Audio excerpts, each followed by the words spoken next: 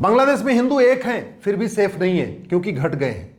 बांग्लादेश के हिंदू बंटे नहीं है फिर भी कट रहे हैं क्योंकि घट गए हैं। पाकिस्तान के हिंदू एक हैं फिर भी सेफ नहीं है क्योंकि घट गए हैं। पाकिस्तान के हिंदू बटे नहीं है फिर भी कट रहे हैं क्योंकि घट गए हैं। और भारत में भी हिंदू बहुत तेजी के साथ घट रहे हैं। हिंदुओं के घटने की बात हो रही है लेकिन घटने के मूल कारण और अस्थायी समाधान की बात नहीं हो रही है।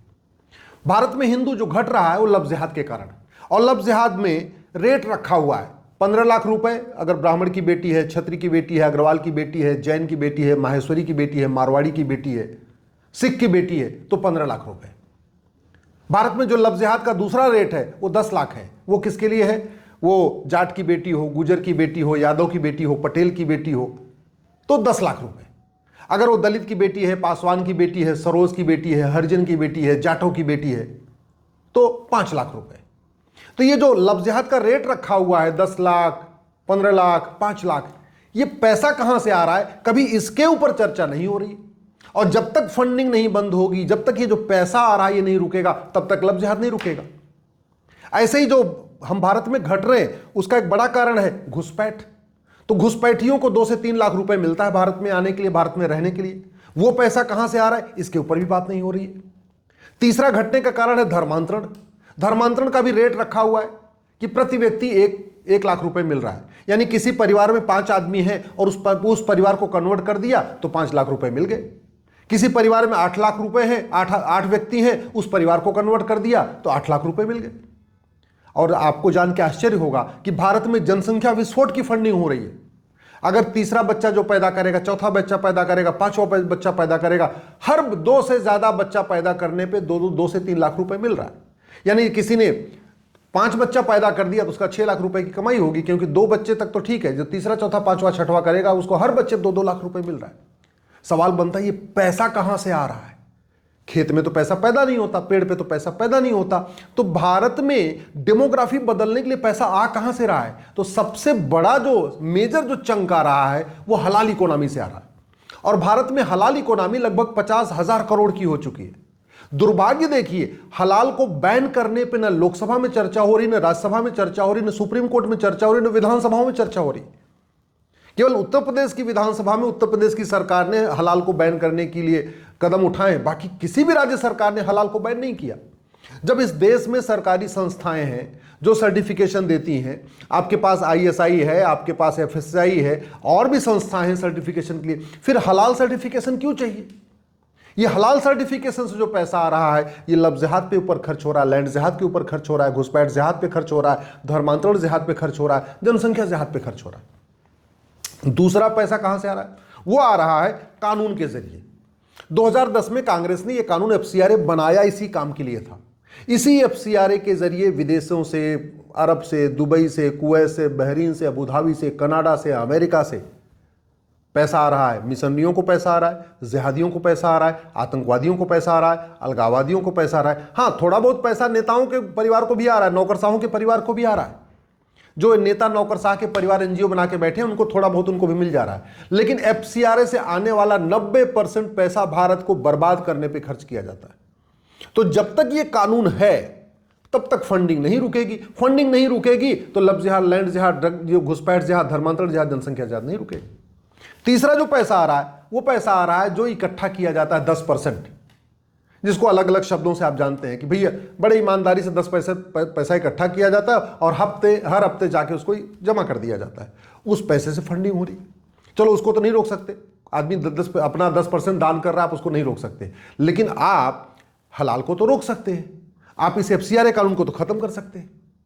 चौथा जो पैसा आ रहा है, जो लैंड जिहाद के जरिए जो पैसा आ रहा है, लैंड जिहाद में 40 लाख एकड़ जमीन पे वक्फ बोर्ड का कब्जा है, 40 लाख एकड़ जमीन पे मिशनरियों का कब्जा है, चर्च का कब्जा है, 80 लाख एकड़ हो गया, और लगभग 20 लाख एकड़ जमीन पे मजार दरगाह बना के कब्जा किया गया है।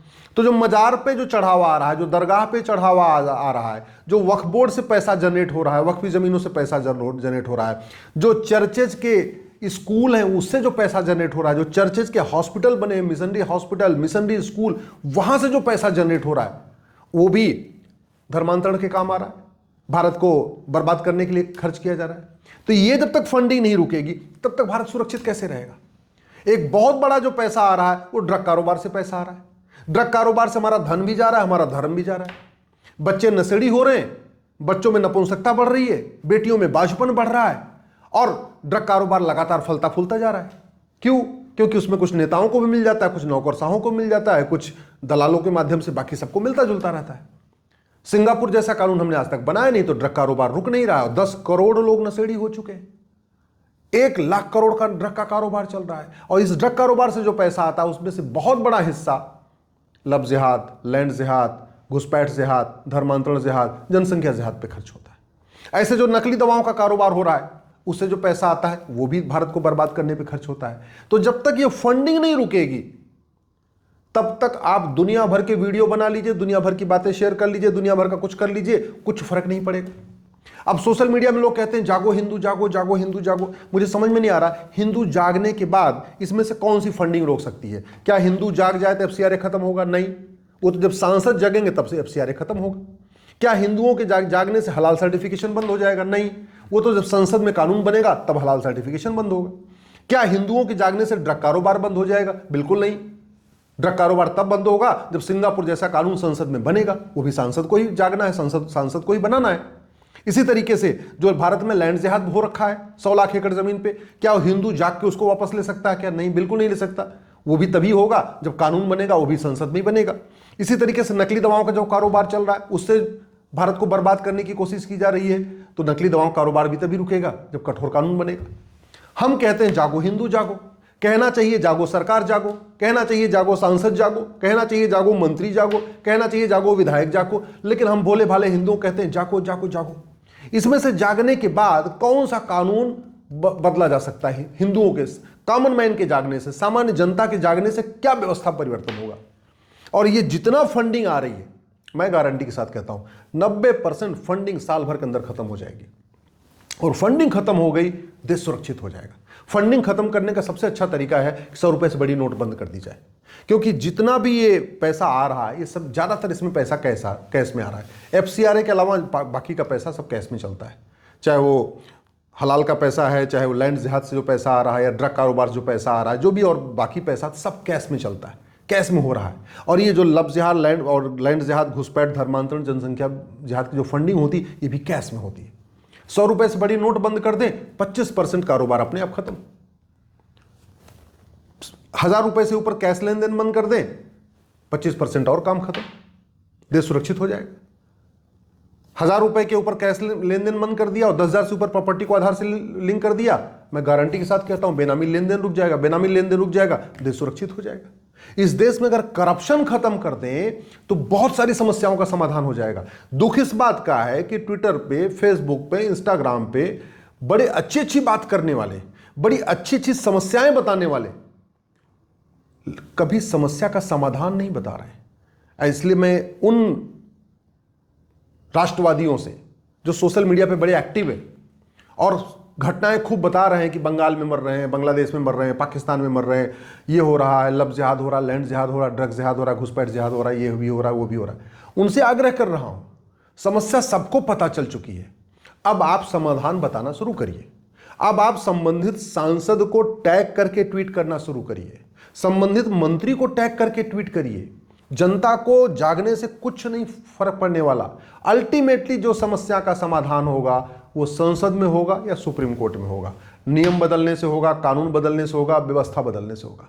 इस देश में जो लगातार डेमोग्राफी बदल रही है, इनडायरेक्ट वे में जो कन्वर्जन हो रहा है, उसका बहुत बड़ा कारण है आपका minority commission, minority film ministry. क्यों चल रहा है minority commission, minority film ministry? क्यों चल रहा है माइनॉरिटी के नाम पे लोन वजीफा? क्यों चल रहा है माइनॉरिटी के नाम पे आयोग और मंत्रालय? क्यों माइनॉरिटी के नाम पे दुनिया भर की सहूलतें दी जा रही है? अरे जब सारे एक समान हैं तो फिर अलग से सुविधा की क्या जरूरत है? इसलिए मैं सभी सोशल मीडिया वॉरियर से, सभी राष्ट्रवादियों से हाथ जोड़ के निवेदन कर रहा हूं, अब आप समस्या मत बताइए, समस्या बताइए लेकिन साथ में उसका मूल कारण समाधान बताइए। समस्या पे चर्चा करके लोगों को समस्या बता बता के एक ढेले भर की समस्या खत्म नहीं होगी। समाधान जो होना है वो संसद से होना है, सुप्रीम कोर्ट से होना है। समाधान तभी होगा जब सांसद वहां आवाज उठाएंगे, मंत्री वहां आवाज उठाएंगे, तब समाधान होगा। आम जनता के आवाज उठाने से एक भी समस्या खत्म नहीं होने वाली है, न एक भी समस्या कम होने वाली है। और जिस तेजी के साथ डेमोग्राफी बदल रही है, कुछ दिन के बाद भारत में भी एक रहेंगे फिर भी सेफ नहीं रहेंगे। कुछ दिन के बाद भारत में बटेंगे नहीं फिर भी कटेंगे। जैसे बांग्लादेश में बटे नहीं हैं फिर भी कट रहे हैं, एक हैं फिर भी सेफ नहीं है। पाकिस्तान में बटे नहीं हैं फिर भी कट रहे हैं, पाकिस्तान में एक है फिर भी सेफ नहीं है, क्योंकि वहाँ घट गए।